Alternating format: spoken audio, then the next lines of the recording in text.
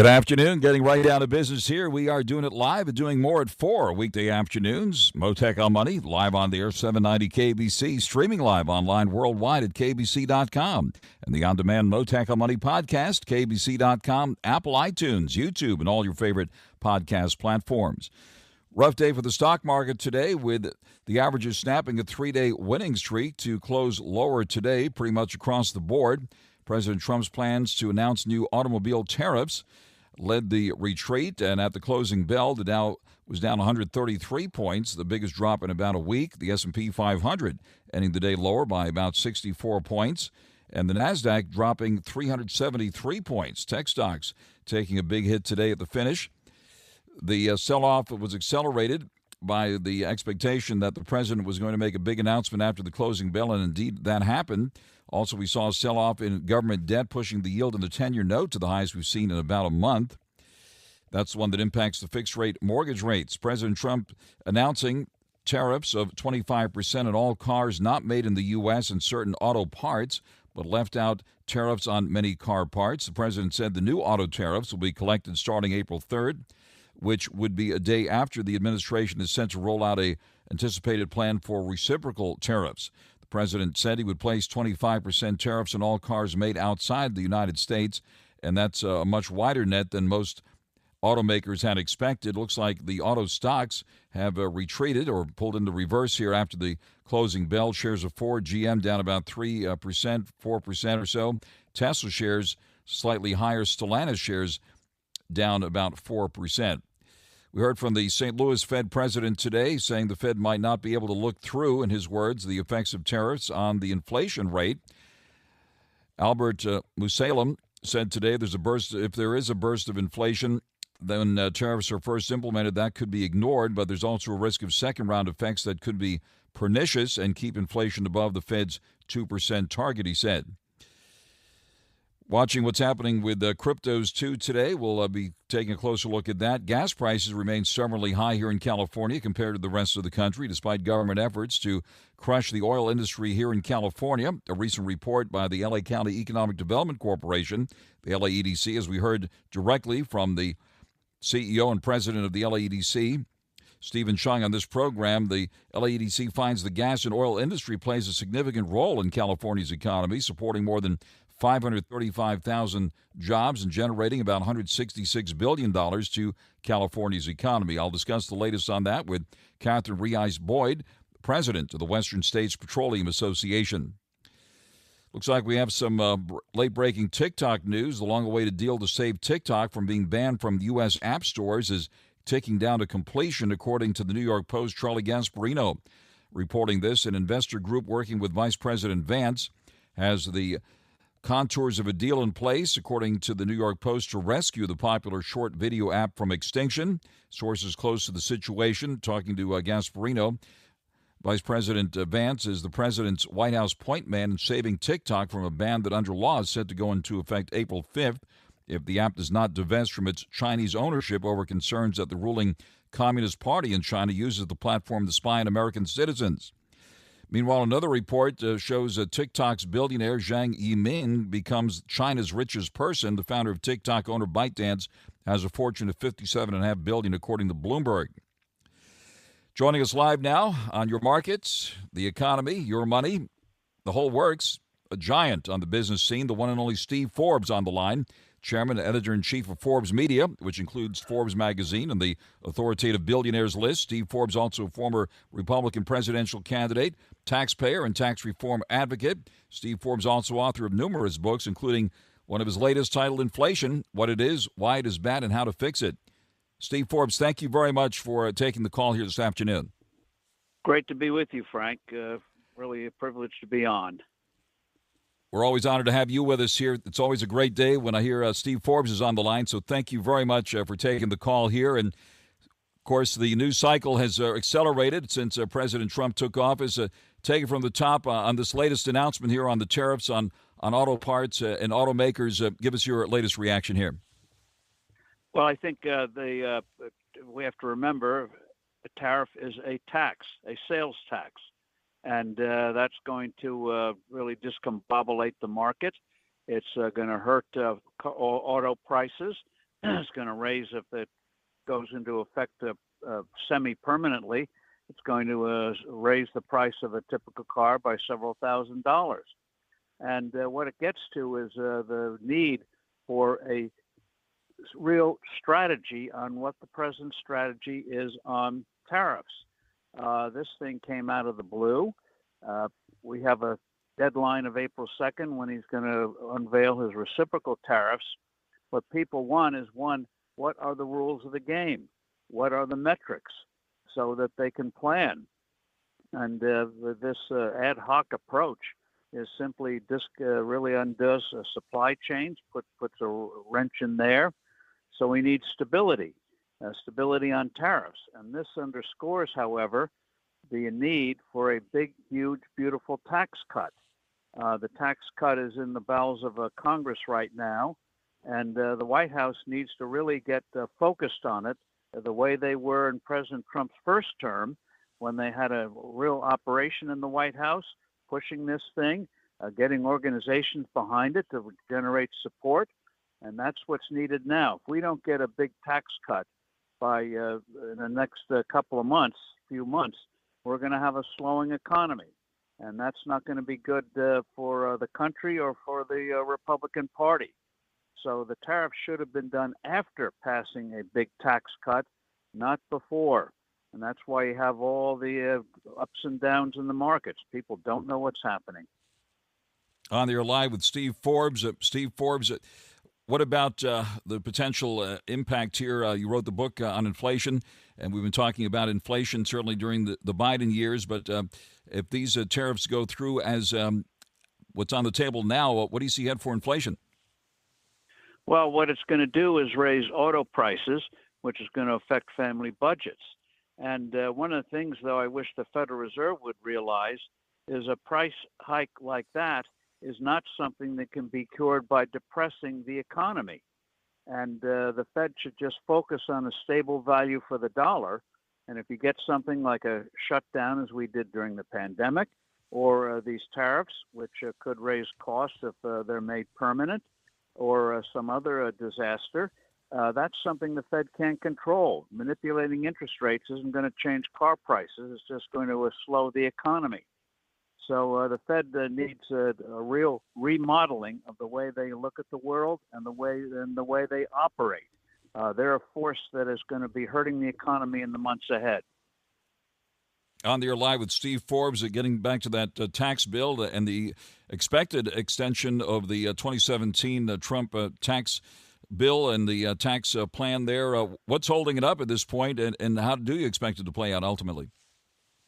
Well, they say there are a lot of moving pieces because various members of Congress, various members of the Senate want their pet projects put in the bill. And so then you also have this.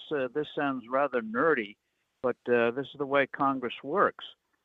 Right now, under their rules, or the way they've been operating, is that when the tax cuts, if you renew the 2017 tax cuts, in other words, keep the status quo, the way the Congressional Budget Office scores it is a huge tax increase. Because the tax cuts came to several $1 trillion on paper, even though they ended up raising more revenue and the economy benefited from it.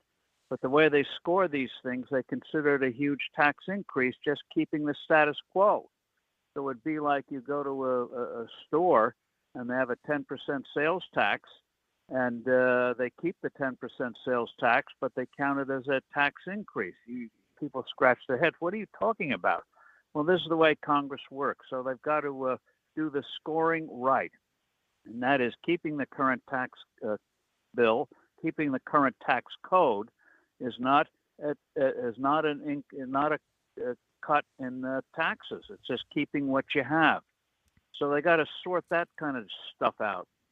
So and they also need to have fires lit under them, which the White House has not been doing a good job of doing. And the White House has not been doing a good job yet of mobilizing public support, because if this thing falters, every taxpayer is going to have a huge tax increase. Everyone forgets the standard deduction was doubled. It's now $30,000 for a couple. If that tax bill isn't removed, that goes down to $15,000 or so. That's a $2,000, $3,000, $4,000 tax increase for a typical middle-class taxpayer. That is a very important point, and that, of course, was one of the big distinctions in the presidential election, which ended with President Trump's victory in November.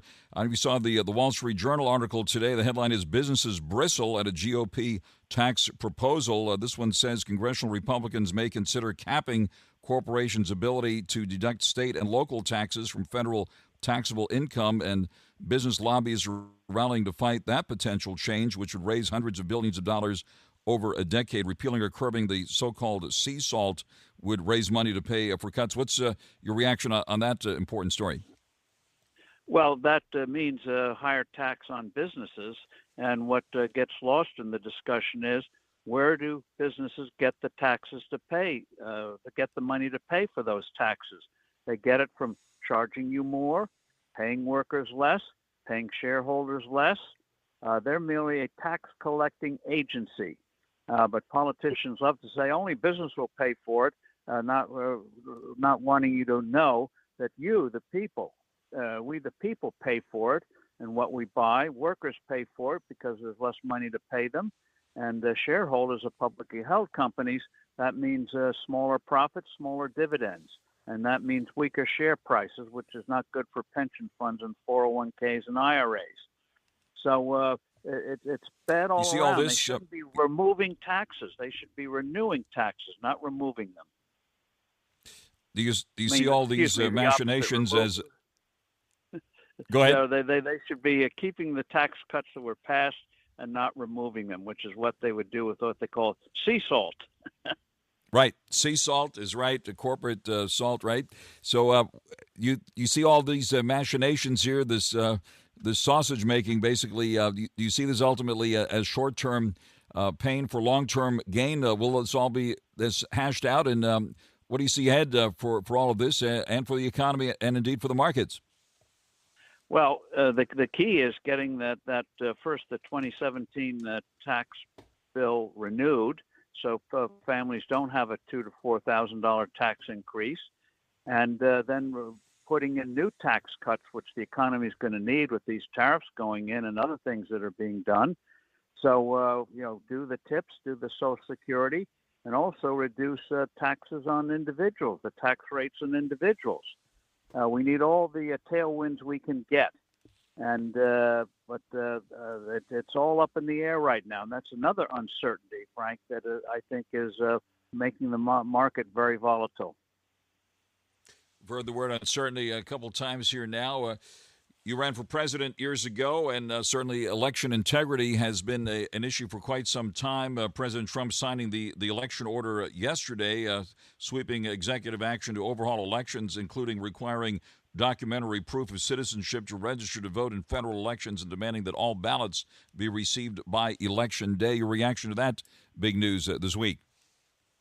Well, having that's basic, and in effect, the executive order really underscores what the law is. You're supposed to be a citizen to vote unless you, a state or a municipality, specifically changes that. So that reinforces what's already there.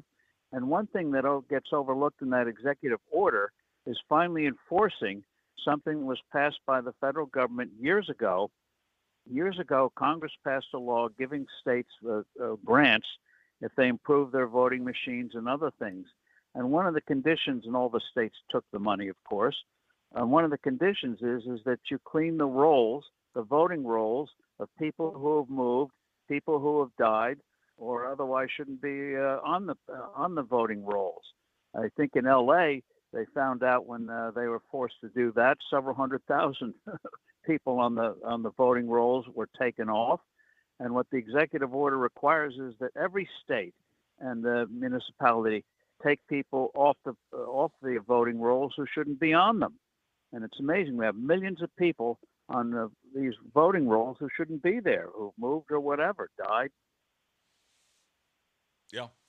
On the air live with Steve Forbes, and turning to geopolitics for a moment, which has also been impacting the markets lately. Can we go around the world here for just a moment and get your thoughts on Russia, Ukraine, what's happening with the Houthis, which is getting new attention with what's happened recently, and of course the Israel-Hamas war, which Hamas started after attacking Israel back October 7th, now more than a year ago. Give us your reaction to these latest developments. Well, it's astonishing that for classified, highly classified material, they would be using non-government phone system to do that, Signal. Great, very, very safe, but not nearly as safe as what they could have used. So that's going to be festering for a while. But talking about what's happening in the world, the U.S. has to make a decision soon as to whether to let Israel forcibly stop Iran from building a nuclear weapon. Iran, we all now know, is on the verge of it, and so that has to be tended to. And I hope the White House doesn't block that. I don't think Iran's going to voluntarily give it up, so it's going to have to sadly be done by force. As for what's happening in Hamas, Israel should be sadly going to have to there's going to be already a renewal of the war in Gaza. Hamas has to be totally destroyed, and so I think that will happen in the months ahead. And in terms of Ukraine, trying to get a ceasefire there and a peace deal, Vladimir Putin still thinks he can win that war, that he can get enough land in Ukraine, enough ways of weakening Ukraine, that he can then take it over effectively in the future. Jim Rome takes on sports. Why? Because you're not playing me. With rapid-fire takes. Y'all went from the Super Bowl straight to the toilet bowl. He's not over the NFL. The NFL is over him. Scorching debates. All the good, all the bad, all the ups, all the downs. He's the Spitfire of sports smack. Sorry for what I said because it was appropriate when I said it, but I can't say it anymore, dude. You are killing the game. The Jim Rome Show podcast. Follow and listen on your favorite platform. And also put pressure on countries like Lithuania, Latvia, Estonia, Poland. The Lithuania, Latvia, Estonia were part of the Soviet Union. They'd been independent. Russia seized them in 1940. They won their independence, and now Putin wants to effectively take them back, and also get political control over Poland, which is a democratic country, part of NATO. So the bottom line with Ukraine is, and I hope the president understands it, don't trust Putin. He's a charmer. He makes you think he's your best friend, but there's been we've made a lot of concessions. Usually in a bargaining thing, you have both sides make concessions, but we haven't had any real concessions from Vladimir Putin. He thinks he can win this at the bargaining table. And the other big thing, of course, is China, especially with China and the cyber warfare. China trying to take over the South China Sea, which is a critical waterway for a third of the global trade. That's an international water. And with the Houthis, finally, we were doing, or at least did for a few days, what should have been done 2 years ago. Houthis should have been taken out. Again, international waterways should be free for all who wish to use those waters. And I'm hoping despite the signal scandal, that the Trump administration is now going to continue to take the Houthis out. And also, that gets to Iran. The Houthis wouldn't exist without the vast support supplied by Iran. Thank you for that thorough assessment. On the air live with Steve Forbes. And turning to Forbes, the billionaires list, Elon Musk way at the top here, $347.7 billion at last check here. Obviously, Tesla's been in the news with these outrageous terror attacks on cars and dealerships, and of course, working very closely with the administration on the Doge effort. What about Elon Musk and what he's doing and what's been happening with Tesla here? Well, in terms of what Musk is doing, obviously they're going to have to, make some effort to get things sorted out, because when you make massive moves like that, you have some unintended consequences. But the thrust of it is absolutely necessary. It's astonishing that the federal government does not really know, Washington does not really know where a lot of that money ends up. So it's given to an organization. That organization gives grants to other individuals and organizations, and they do the same thing. So we end up financing some terrorist activities unwittingly. And so he's getting into the root of it, getting in depth in a way that's never been done before. And that's much needed. So, and they will find savings in any business. You find savings when you take a hard look. May not be much, but there are savings there. With the federal government with over a $7 trillion budget, you know there are vast savings. And remember, the government ultimately gets its money from the people. So it's the people's money that he's trying to save, which is good. As for Tesla, those fire bombings should be treated as high crimes, as terrorist attacks. And I'm glad that America hasn't lost its sense of humor. As you may have seen that Babylon Bee thing the other day, where Musk puts the Tesla sign on the IRS building, hoping the Democrats will think it's a Tesla dealership and burn it down. I did see that and got a chuckle.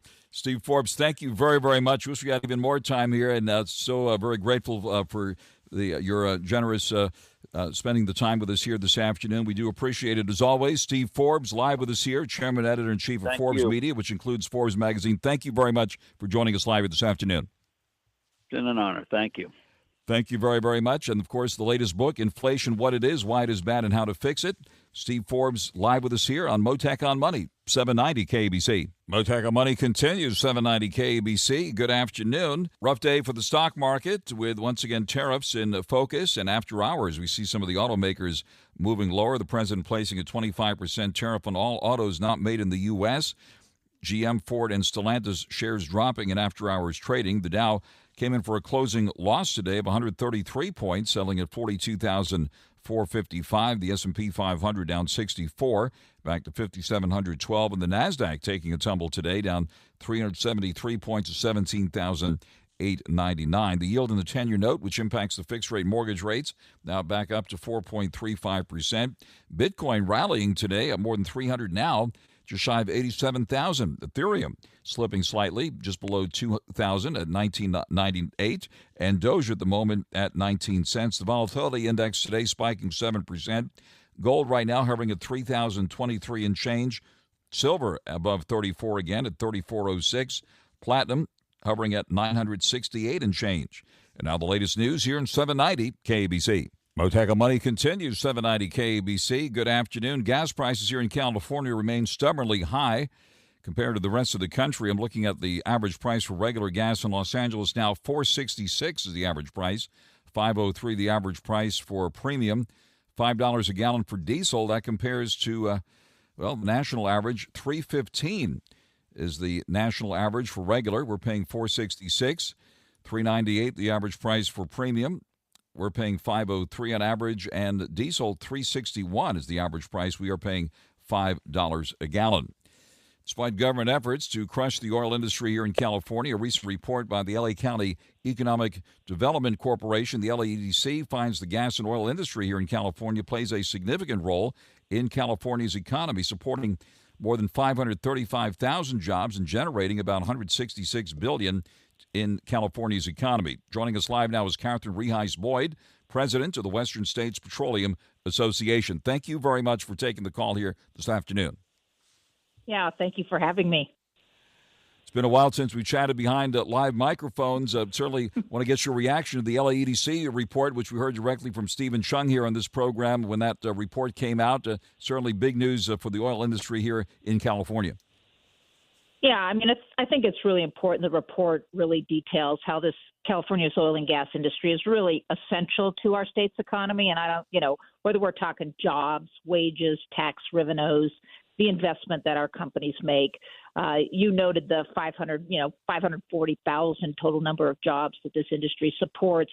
I think the qualification is it's about if you took the NFL stadiums in California, it's about 4 times filling both of them. So that's like a huge amount of jobs that this industry supplies, and 150,000 or so of those are directly employed by this industry. So I mean, the total economic contribution to the economy, $340 billion, $640 billion of that goes to local, state, federal taxes that support schools and roads and public safety, and the wages themselves, they're just, way over the average, $118,000 a year, and on average, that's about 167% above what California's average is for construction workers. So it's just an amazing industry's contribution to this state, and has been for many, many, many years. And this despite an uphill fight in Sacramento, right? I remember one of the last times you were on, Sacramento was talking about imposing what was essentially a windfall profits tax and all that. How is the industry responding to what's happening there in Sacramento, this very unfriendly environment there? And maybe you can give us an update on what you're facing there now.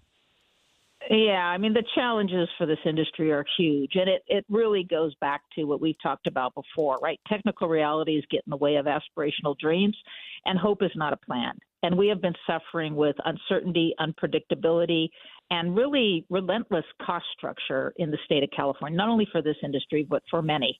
And so, as we've talked, we strongly believe in a diversified energy portfolio. We believe all of the above energy strategy is the best way to go forward. And it is not. It is policy over politics. And we have been living in political rhetoric around what this industry does and what it contributes for way too long. I mean, we support the fifth largest economy in the world, and we've been doing that over 100 years. And so we really want to get back to the collaboration partnership we used to have. I've been doing this 35 years now, and we used to actually come together to solve problems. And it is a fact that we've still got 315 billion vehicle miles that are traveled every year in the state, and that's like going to Pluto 33 times back and forth. And so, we're still the largest consumer of jet fuel in California. We're the second largest in gasoline. We've got 40 million people driving 31 million cars and trucks every single day. And we've got to get back to figuring out what this state needs to do to not only live in the energy portfolio we have now, but as we go forward into the future. Michael Rosenbaum and his Smallville co-stars take you behind the scenes of one of the greatest shows of all time. Talkville. I just had a flashback. Tom Welling's here. We're going to do a podcast Throughout the year, we've got a lot of season ahead of us. It's big talk. This is good fan stuff. Yeah, there was some good stuff. If you're watching the show, this is good stuff. Yeah. On Smallville. Yeah. They made it like this is the first time they've seen the guy ball. That's hard. I thought it was pretty dark. It's Talkville. We're pumped. The Smallville Rewatch Podcast. You got to be a part of it. Follow and listen on your favorite platform. On the air live with the president of the Western States Petroleum Association, Captain REHEIS-BOYD. And one thing that may come as a surprise, not to many of our listeners, since I think I've said this on the air before, but it's hard to believe that 100 years ago, California accounted for 25% of the world's oil production. What's ahead on the production front? Are we going to see a drill, baby, drill ever here in California, or what's the outlook here? Well, here's the unfortunate thing. In California, we are blessed with what I call a strategic petroleum reserve called Kern County. Like, we have more reserves in Kern County in the ground than our national strategic petroleum reserve has. The only problem is the state of California will not give us new drilling permits. And the Air Resources Board estimated a 2 to 3% decline in production over time. We're at 15% reduction. Not because we don't have the reserves, because we can't get permits to drill it. And so what this does is put pressure on the energy system, because if you don't produce crude oil here and get it to refiners to make gasoline, diesel, and jet fuel, it's got to come from somewhere else. And we have no pipelines, as we've talked before, that bring crude oil to the state of California. So it's coming waterborne. It's coming on vessels 40 days away from places like Venezuela, Colombia, Saudi Arabia. Takes 40 days to get here, increases greenhouse gas emissions, increases cost to the consumer, when we have it all here in our backyard that we could be producing it and giving it to the refiners that need it to produce the energy that California consumers demand. So, yeah, it's a difficult place to do business. And when I started in the 80s, we had 23 refiners. We have 9 now, soon to have 8. when Phillips closes their refinery in Southern California. And yet demand continues to be very strong for the products that we make. And we are in a very tight supply. And, don't forget, Arizona and Nevada depend on California's supply because they have no refineries. So it's a tipping point. We really have to get serious about an energy plan that makes sense, and we really have to look at the technical realities that are facing us, because the infrastructure and investment that needs to happen is not happening. And it is going to be a very difficult period if we don't get this turned around. Thank you for explaining it beautifully and helping us understand what's really going on here as the oil industry continues to be demonized in Sacramento, and government policies obviously crushing the industry. Of course, Chevron moving its headquarters to Houston, along with Occidental Petroleum, which made that move some years ago. That's also very, very big news. Look forward to many more conversations on all of this this year. Captain REHEIS-BOYD, the president of the Western States Petroleum Association, thank you very much for that important update here this afternoon. Thank you, sir. Out to the freeways we go now on 790 KABC. Mottek On Money continues here, 790 KABC. If you feel like you're financially struggling these days, you are not alone. An alarming percentage of Americans tapping their emergency savings in the past year for monthly bills and day-to-day expenses. High inflation, of course, a big factor, and unexpected emergencies like the horrific firestorm we saw here in California. Big part of all of this. Let's bring in Greg McBRIDE now, Chief Financial Analyst at Bankrate.com, more than a quarter of a century of experience in personal finance. Greg McBRIDE, always great to speak with you. Thank you very much for joining us live here this afternoon. Great to be with you, Frank. Thanks for having me. Wonderful to have you with us. Take it from the top and tell us about your latest important survey that you just released. Yeah, 37% of Americans say that they have tapped their emergency savings in the last year. And the most common reasons, a little bit more than half said it was for unplanned expenses, medical care, car repair. You mentioned certainly the tragedy and the destructive fires in Southern California. That's what the emergency savings is there for. But what was most alarming, and you alluded to this at the top, Frank, was the fact that we saw an alarmingly high percentage of people that were accessing their emergency savings for monthly bills and day-to-day expenses. 38% said they were accessing it for monthly expenses like rent or utilities. 32% said it was for day-to-day expenses, things like food and supplies. And so that's what really jumped out, is just the fact that inflation has stretched household budgets to an extent that people are dipping into their emergency savings for those regular expenses. Just shows how sensitive so many households are to any sort of fluctuation in income. Yeah, it just occurred to me, people going to their nest egg to pay for eggs. Everything's going up, including eggs, of course. We saw that big inflation number on eggs, and just about everything has gone up. Any other insights that you've discovered here in this latest report? Well, when people do tap that savings, it tends to be a pretty meaningful amount of money. We found more than half of those that tapped into their savings said they needed at least $1,000. So it's a big chunk of change. It really underscores the importance of having a high-yield savings account and having a regular direct deposit from your paycheck into that savings account. That way, when an unplanned expense or other need comes along, you're only one paycheck away from beginning to replenish it. On the air live with Greg McBRIDE at Bankrate.com, and that's very good advice here, which we don't often get reminded about. Gather round, kids. Obviously, savings is a very good idea. Any other savings tips given the current environment we're in? Yeah, keep track of your monthly expenses. Certainly inflation has really strained household budgets. People cite that as inflation is the biggest obstacle to being able to save. So keep close tabs on your expenses. Know where the money is going. There's two reasons that's important, Frank. One is that at the end of the month you can tally up your expenses. If there's a surplus versus what your net pay was, that gives you a second bite at the savings apple. That's money you can then move into savings. But also tracking the spending. That's also how you're going to identify opportunities where maybe you can cut back or eliminate certain expenses. Maybe you can defray expenses with things like cashback rewards on your credit cards or other loyalty programs. Again, every time you do that, you reduce your expenses. You're creating another avenue to put money to work by paying down high-cost debt or boosting your emergency savings. You've had many conversations over the years on credit cards and credit card debt, which appears to be at an all-time high here now. This as credit card interest rates continue to hover at or near all-time highs. That's certainly a big part of the equation here, putting pressure on American households.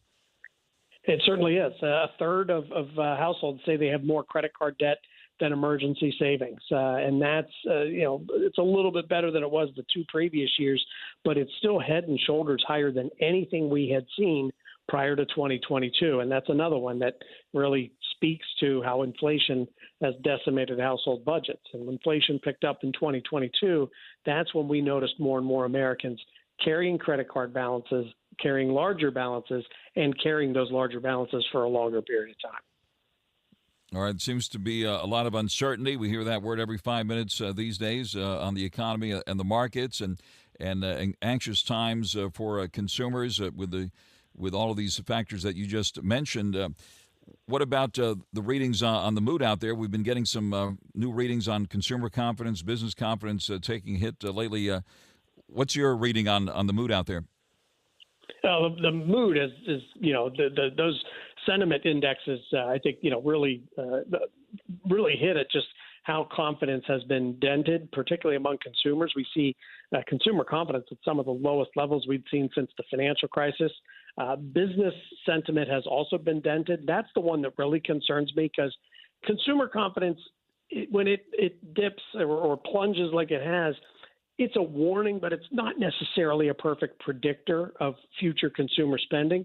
But business uncertainty, that's where there is a much tighter correlation, because businesses that are uncertain, they don't go out and hire a bunch of people. They don't expand production. They don't take risks. They sit back and wait for the dust to settle.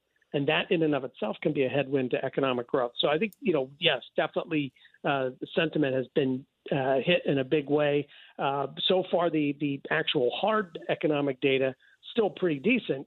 But, is that going to change over the next few months? That's the big question mark that everybody's going to be watching. Greg, thank you very much for taking the call here. That's Greg McBRIDE, Chief Financial Analyst at Bankrate.com. You can check out the report, Bankrate's 2025 Emergency Savings Report at Bankrate.com. Thank you very much for joining us live here on Mottek On Money on 790 KBC. Stay tuned now for the 790 KBC News Blitz with Randy Wang, and I'll be back with more at 4 tomorrow afternoon right here on Mottek On Money on 790 KBC. Jim Rome takes on sports. I've been doing this show for decades and decades and decades. With rapid-fire takes. Learn how to stop it, learn how to run it, or at least make a good argument. I don't even like the play. I've never fought so hard to defend something I don't like. Scorching debates. You can beef about anything you want. Why are you pushing me? He's the Spitfire of sports smack. Just so you all know, this is no one-off. This is what we're going to get every single day. Let's go, Jim! Let's go! The Jim Rome Show podcast. Follow and listen on your favorite platform.